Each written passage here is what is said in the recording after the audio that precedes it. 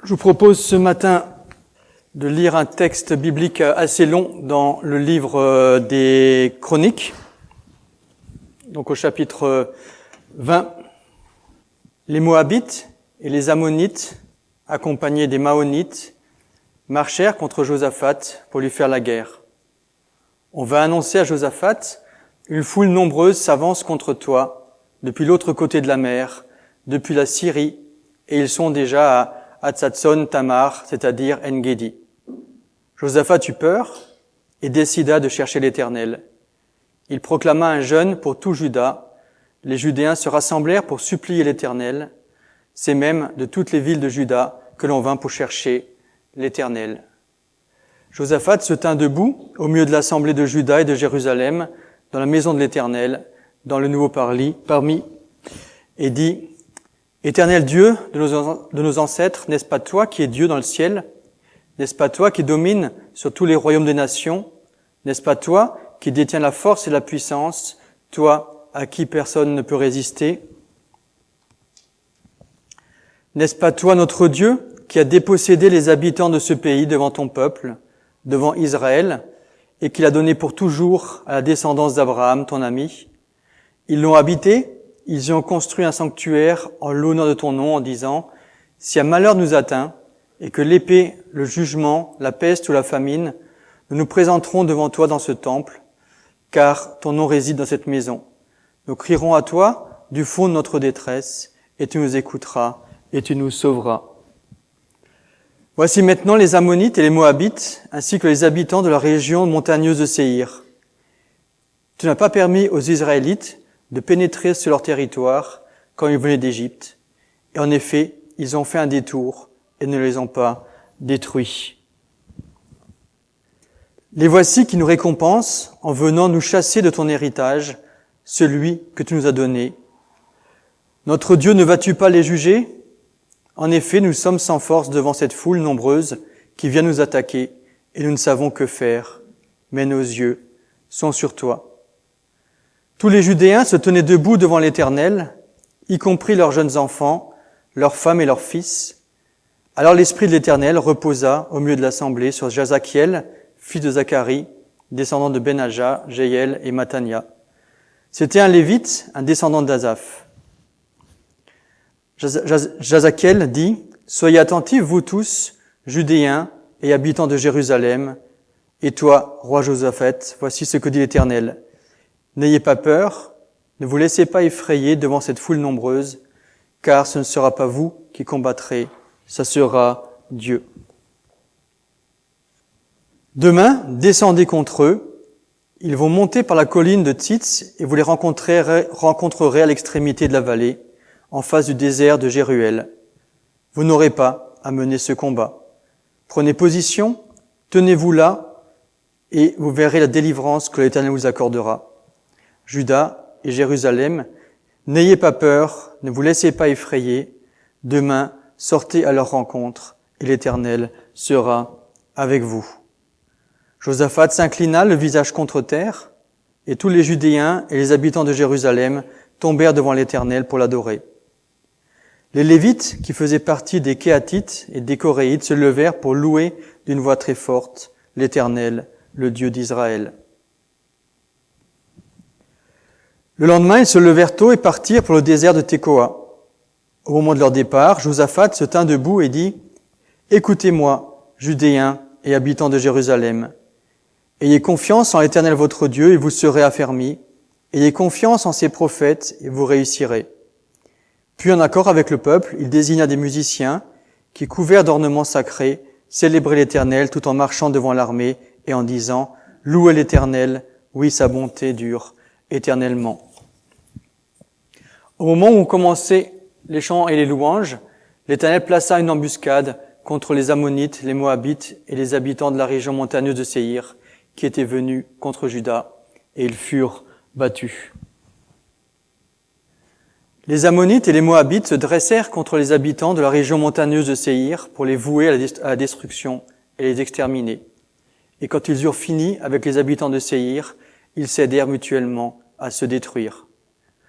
Lorsque les Judéens furent arrivés à un point de vue donnant sur le désert, ils regardèrent du côté de la foule et constatèrent que ce n'était plus que des cadavres tombés à terre. Voilà, jusqu'ici la lecture pour ce matin.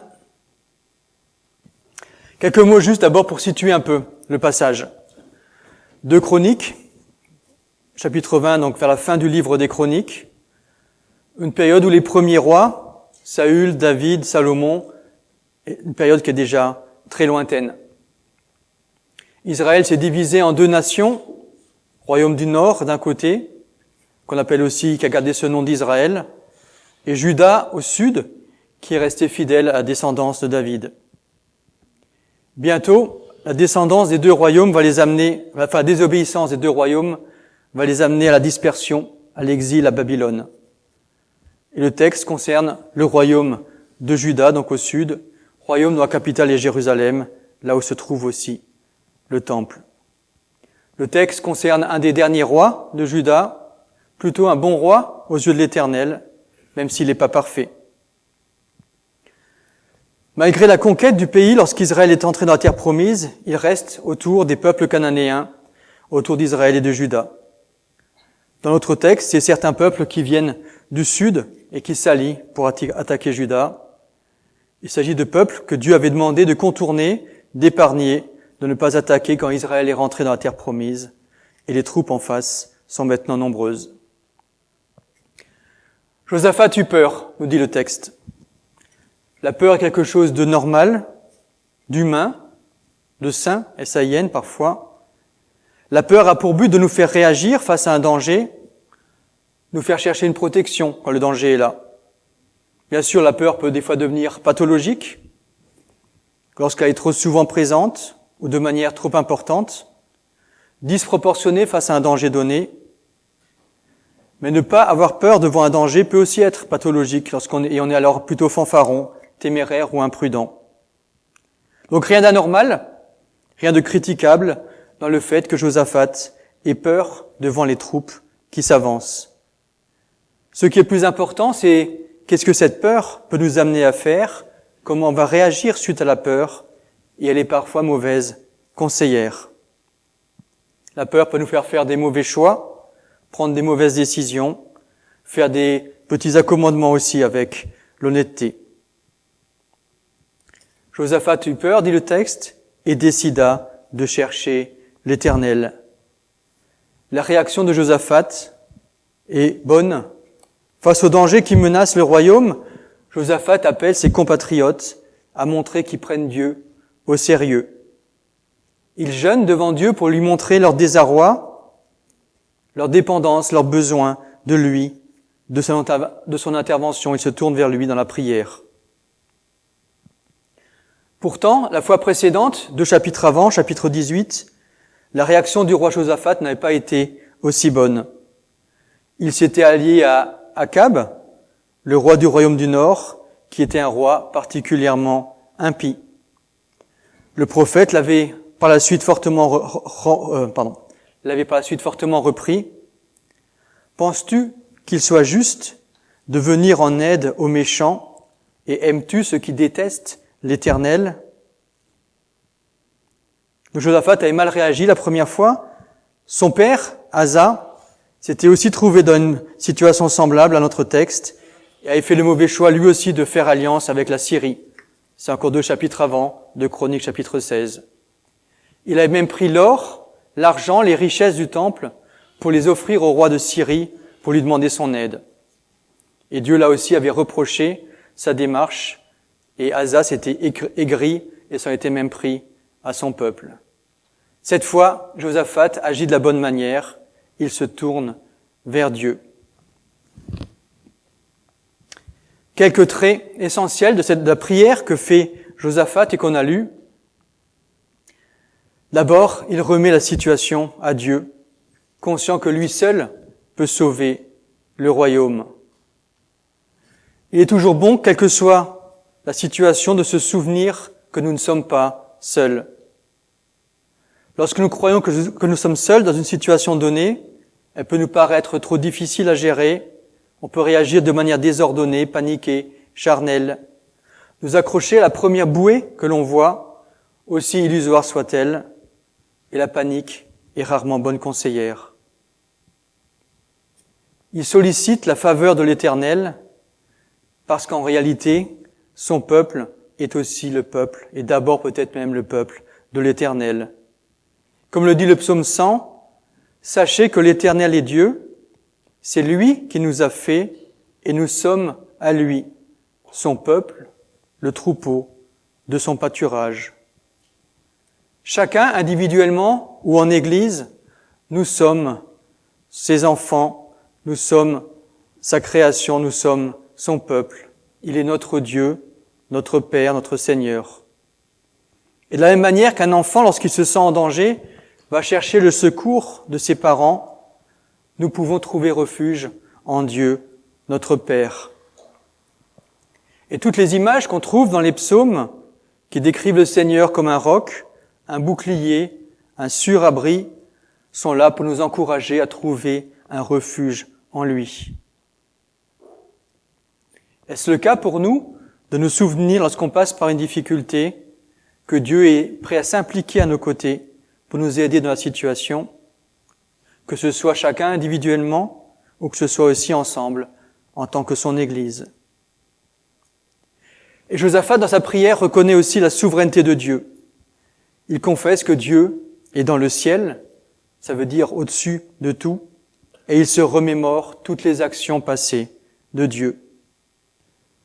Pour nous aussi, Jésus nous montre qu'il a aussi cette autorité divine, qu'il est lui aussi au-dessus de tout, au-dessus des circonstances, de la nature, autorité sur les puissances mauvaises, autorité sur la maladie, autorité pour pardonner les péchés. Et en conséquence, il nous appelle à nous confier à lui et à nous confier en lui. Josaphat célèbre la gloire de Dieu, s'appuie sur ses promesses. Tout ce qu'il cite dans sa prière, il y reprend la prière de dédicace que Salomon avait fait lors de l'inauguration du temple. Il retrouve les engagements que Salomon avait pris au nom du peuple et que Dieu avait agréés, et il s'appuie sur ses promesses, ses engagements du roi pour lui-même présenter sa requête à Dieu. De même, nous aussi, on peut s'appuyer sur les engagements de Jésus-Christ, notre roi, notre Seigneur, les engagements que Jésus a pris en notre faveur, les prières qu'il a fait monter, qu'il fait encore monter vers notre Père en notre faveur. On a un bel exemple en Jean 17, la prière sacerdotale. Les promesses aussi que Jésus nous a faites, promesses concernant les prières qui sont faites en son nom, promesses d'être avec nous jusqu'à la fin des temps, promesses d'être un bon berger pour son troupeau. Et Josaphat reconnaît dépendre entièrement de Dieu et ne pas pouvoir compter sur lui-même. Les serviteurs que Dieu cherche sont des personnes qui comptent sur ses ressources à lui et non sur les leurs. Josaphat ne sait pas comment Dieu va répondre, mais il a cette conviction profonde que l'Éternel est un Dieu juste et que quel que soit ce qui va advenir, si c'est selon la volonté de Dieu, il est serein. La situation paraît d'autant plus injuste à Josaphat qu'il s'agit justement de peuples cananéens qui avaient été épargnés par Israël, gentillesse qui n'est pas forcément toujours bien récompensée, mais c'est Dieu qui rend lui une justice droite. Il finit donc sa prière en disant « Nos yeux sont fixés sur toi ». Et il attend maintenant de connaître la volonté de Dieu, de voir quelle va être l'intervention divine.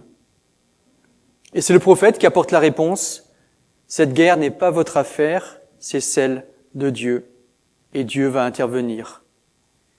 Et on le voit à la fin du texte, l'ennemi de la confusion s'entretue. Israël n'a rien besoin de faire. Donc au chapitre 18, avec son alliance avec Akab, Josaphat est à la tête d'une troupe nombreuse, mais ça finit par une déroute. Ici, il confesse sa faiblesse, mais ça aboutit à une victoire. Ça fait bien sûr penser aux paroles de l'apôtre Paul, c'est dans la faiblesse que je suis fort. parce que dans notre faiblesse, on est obligé de nous reposer sur Dieu, de le laisser faire sa part, bien plus efficace que ce que nous pourrions faire. Ça fait penser à beaucoup d'autres passages, simplement un que je cite, Moïse qui parle au peuple, le peuple qui, comme d'habitude, est en train de se plaindre, de se souvenir de combien c'était bien en Égypte, combien ils y étaient heureux, de se plaindre surtout contre Moïse, qui leur répond « N'ayez pas peur, restez en place, regardez la délivrance que l'Éternel va vous accorder aujourd'hui. En effet, les Égyptiens que vous voyez aujourd'hui, vous ne les verrez plus jamais, c'est l'Éternel qui combattra pour vous. Quant à vous, gardez le silence. » Le peuple regardait à Moïse et se plaignait contre lui, mais Moïse, lui, regarde à Dieu et trouve une confiance nouvelle. Et on voit comme ça plusieurs textes dans l'Ancien Testament où Dieu donne la victoire en combattant à ses côtés et parfois à sa place. Il ne s'agit pas forcément d'être passif. C'est vrai que dans notre texte, l'exemple est extrême. Le roi n'a rien à faire qu'à regarder Dieu agir. C'est ce qui se produit parfois, mais dans d'autres textes, on voit qu'Israël est appelé à faire sa part, mais en s'appuyant sur Dieu. Ce qui est critiqué, ce n'est pas le fait d'agir, mais le fait de faire des mauvais choix, d'agir de la mauvaise manière, de chercher l'aide au mauvais endroit, de s'appuyer sur les soutiens illusoires au lieu de chercher le secours de Dieu. Le psaume 146 nous dit « Ne placez pas votre confiance dans les grands, dans les hommes qui sont incapables de sauver. Leur souffle s'en va, ils retournent à la terre, leur projet meurt avec eux. Heureux celui qui a pour secours le Dieu de Jacob, qui met son espoir en l'Éternel, son Dieu. » Pour nous chrétiens, notre assurance est en Jésus-Christ. Je l'ai dit, il règne dans le ciel, assis à la droite du Père. Par sa mort, par sa résurrection, il a vaincu le mal, il a vaincu la mort, il a toute autorité. Toute autorité lui a été remise sur le ciel, dans le ciel et sur la terre. Je relisais récemment un des derniers chapitres de l'Apocalypse, chapitre 19, où Jésus est décrit comme un cavalier montant un cheval blanc, partant pour exercer la justice de Dieu. En face, il y a les puissances ennemies de Dieu qui se réunissent pour s'opposer à lui. Et le texte dit « Alors je vis la bête, les rois de la terre, leurs armées rassemblées pour faire la guerre à celui qui montait le cheval et à son armée. » Et on s'attend là à un immense combat. Mais non, il est simplement dit en un demi-verset que la bête et le faux prophète sont capturés, jetés dans l'étang de feu et les autres détruits. Au chapitre 20 de l'Apocalypse toujours, on a une scène similaire à la fin des 1000 ans de captivité de Satan, où celui-ci et toutes les puissances du mal encerclent les croyants dans la ville sainte pour la détruire. À nouveau, on s'attend à un immense combat entre les croyants et les puissances du mal, et il est à nouveau simplement dit « Un feu descendit du ciel et les dévora ». La victoire est déjà obtenue à la croix. Satan, les puissances mauvaises sont déjà vaincues. Lorsque le Christ sort sur le cheval blanc, il est décrit comme habillé d'un vêtement trempé de sang. Sang versé pour nous sur la croix, sang qui symbolise, qui rappelle la victoire obtenue. Il part en cavalier, mais il est déjà victorieux. L'ennemi est comme cette armée nombreuse qui est là, devant Josaphat. S'il arrive à nous faire peur et à nous faire agir de la mauvaise manière à cause de cette peur, il peut nous amener à perdre la bataille. Mais si dans la peur, nous nous tournons vers Dieu, il nous met au bénéfice de sa victoire déjà obtenue. Jésus n'a plus de combat à mener, il exécute simplement la sentence, le jugement, et rien ne peut s'opposer à lui. Avons-nous besoin de combattre par nous-mêmes, de combattre par des moyens charnels, de chercher une aide extérieure? Alors que l'ennemi fonce sur Judas, Dieu répond par le prophète en affirmant que c'est lui qui combattra. Sans avoir à nous battre physiquement contre des hommes, chaque jour, nous aussi, nous luttons. Nous luttons contre la tentation, nous luttons contre des pressions, nous luttons contre les puissances dans les lieux célestes qui veulent nous amener, nous pousser à la rébellion. Et cette lutte peut parfois nous faire peur. Il y a aussi la peur qui peut nous envahir dans des situations très concrètes. Lorsque je vis au travail, la pression au travail peut me faire peur. Pression que met un supérieur parfois. Peur de ne pas répondre à ses attentes, de perdre mon travail. Peur de ne pas réussir à faire ce qu'on attend de moi. Il y a trop à faire parfois, des délais trop courts. Parfois difficile de gérer le stress. Et on peut faire tout notre possible et sentir quand même nos limites. Avoir l'impression de ne plus pouvoir sortir la tête hors de l'eau. Et parfois on commet des erreurs au niveau professionnel. Et comment est-ce que ça va se passer quand on va s'en rendre compte? Est-ce que je vais dissimuler mes échecs, dissimuler mes erreurs? Il peut y avoir la peur de la maladie, peur de la souffrance. Dans toutes ces questions, où allons-nous chercher notre secours, notre soutien? Dans la maladie, est-ce qu'on va se tourner vers la médecine traditionnelle? Ou qu'est-ce qu'on fera si elle n'est pas efficace? Vers qui on va se tourner dans la peur de la maladie? Dans l'inquiétude financière, les fins de mois difficiles, et comme disait parfois un humoriste, surtout les 30 derniers jours, comment va-t-on réagir? De beaucoup de manières, dans beaucoup de choix, on peut faire des accommodements avec la parole de Dieu. Pour la plupart d'entre nous, pas tous, mais pour la plupart, je pense que la tentation de la tricherie scolaire est loin de nous. C'est un lointain souvenir, mais qui, moi, m'a beaucoup occupé à une époque. Je pense que j'étais, avant ma conversion, pas un élève très sérieux. Mais on peut continuer à tricher. On peut tricher avec les impôts. On peut tricher dans nos déclarations, tricher avec des factures, tricher avec des paiements. Bricoler avec la loi ou avec la vérité dans beaucoup de domaines. Faire des mauvais choix, aller sur des mauvais chemins, peut-être parce qu'on est en manque affectif, peut-être qu'on recherche un conjoint et qu'on est insatisfait du conjoint qu'on a déjà, ou tout simplement des fois on trouve les contraintes de la vie exagérées et on pourrait vouloir tricher, frauder d'une manière ou d'une autre. Que l'inquiétude soit justifiée ou non, et on voit chez Josaphat que sa peur est justifiée, qu'elle soit due à des difficultés injustes ou non, et on voit que chez Josaphat, la difficulté est injuste, ils avaient épargné ces peuples qui maintenant les attaquent. Est-ce que je vais malgré tout avoir suffisamment confiance en Dieu, foi en Dieu pour me tourner vers lui, pour chercher mon secours, accepter éventuellement avec confiance la situation, ou est-ce que je vais aller vers des fausses solutions, des mauvaises réponses, chercher l'aide ailleurs? Que signifie laisser Dieu combattre pour nous? Ça veut déjà dire prendre conscience que ce combat n'est pas seulement le nôtre, mais aussi le sien. Pas seulement, comme je l'ai déjà dit, parce qu'il est à nos côtés, mais ça veut aussi dire que tout combat contre le mal est un combat qui concerne Dieu et que Dieu veut mener. Laisser Dieu combattre pour nous, ça veut aussi dire reconnaître les limites de notre humanité, laisser sa puissance à lui agir, malgré ou parfois à travers nos craintes et nos faiblesses. Comme je l'ai déjà dit en évoquant Paul, Dieu n'agit pas seulement malgré nos faiblesses, en suppliant à ce qui nous manque, mais nos faiblesses est parfois un outil, même dans les mains de Dieu, qu'il peut utiliser pour agir. Nous assurer que nous poursuivons bien les intérêts de Dieu et pas seulement nos propres désirs, et demander son aide dans nos luttes quotidiennes.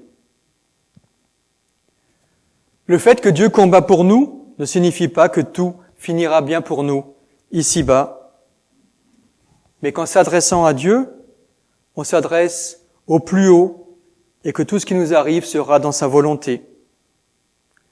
L'épreuve ne sera pas forcément facile à supporter, mais savoir que ce qui nous arrive, nous le traversons en étant dans la volonté de Dieu, nous aide à être plus sereins. Le combat n'est jamais définitivement gagné. Bien que le prophète avait repris Josaphat la première fois pour la mauvaise alliance qu'il a fait avec Akab, qui s'était suivie par une défaite, qu'il y a maintenant ici une grande victoire parce que Josaphat s'est confié en Dieu. Josaphat n'en a pas tiré toutes les leçons. Et la fin du chapitre nous dit que Josaphat cause lui-même son propre malheur en collaborant de nouveau avec un mauvais roi, Akazia. Cette collaboration ne repose pas sur des bases saines parce que l'un des deux sert l'Éternel, tandis que l'autre ne reconnaît pas cette autorité et adore les idoles. Un des éléments importants qui fait qu'une association avec des non-croyants peut tourner à la catastrophe, c'est le fait que nos fondations diffèrent. C'est ce que Paul dit en 2 Corinthiens 6. Ne vous mettez pas avec des incroyants sous un joug étranger.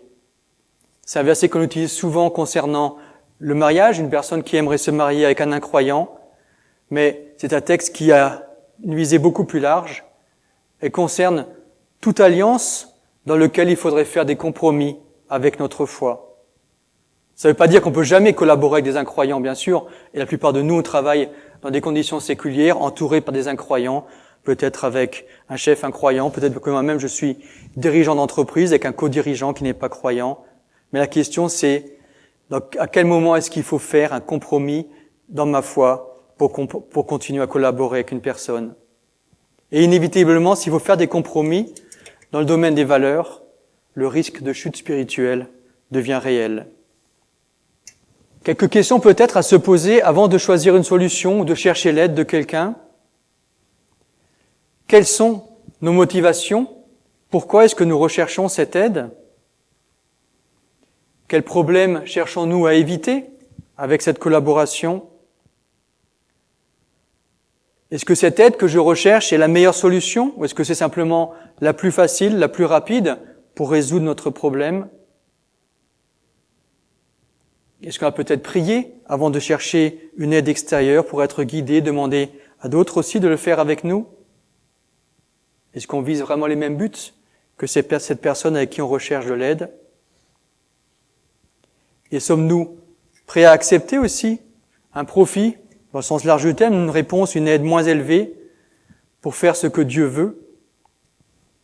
Josaphat est un roi qui cherche à faire la volonté de Dieu, pas un mauvais roi, selon les critères bibliques, même un roi qui a détruit des idoles dans le pays, même si les idoles, c'est comme la mauvaise herbe, ça repousse toujours, mais un plutôt bon roi, mais qui fait parfois des mauvais choix. Des alliances contre nature par peur, par réflexe charnel, par manque de sérieux spirituel, par manque de confiance en Dieu. Et en ça, il nous ressemble. Parfois, il y a des modèles bibliques qui nous semblent trop élevés pour qu'on arrive à s'identifier à eux. En général, hormis Jésus, bien sûr, c'est sans doute parce qu'on connaît aussi mal ces personnes et qu'on a tendance à les idéaliser, qu'on n'a pas conscience de leurs failles et leurs défauts. D'autres sont trop mauvais pour qu'on ait envie de se reconnaître en eux. Akab et Jézabel sont des bons exemples dans ce sens. Et 1 Roi 25 nous dit, après l'épisode de la vigne de Naboth, « En vérité, personne ne s'était jamais vendu au mal autant qu'Akab en faisant ce que l'Éternel considère comme mal. C'est que sa femme Jézabel l'y poussait. » Et pourtant, même Akab, à la fin de ce chapitre, on nous dit qu'après avoir été repris par le prophète Élie, Akab va se repentir et apparemment une repentance sincère que Dieu va prendre en compte. Mais Josaphat nous ressemble bien plus. Croyant sincère, sérieux, sur qui Dieu porte un regard positif, mais qui parfois se trompe, parfois fait des mauvais choix, parfois chute. Mais si Dieu a pu prendre en compte la repentance d'un Akab, à bien plus forte raison, va-t-il prendre en compte la repentance d'un Josaphat, et donc aussi la nôtre, et regardera-t-il d'un œil favorable nos efforts pour faire ce qui est juste? Comme le dit l'apôtre Jean, si nous reconnaissons nos péchés, Dieu est fidèle et juste, et par conséquent, il nous pardonnera nos péchés et nous purifiera de tout le mal que nous avons commis. Et notre texte nous a montré que ce n'est pas en vain que nous plaçons notre confiance en Dieu. Il a béni la confiance de Josaphat. Il bénira aussi la nôtre. Amen.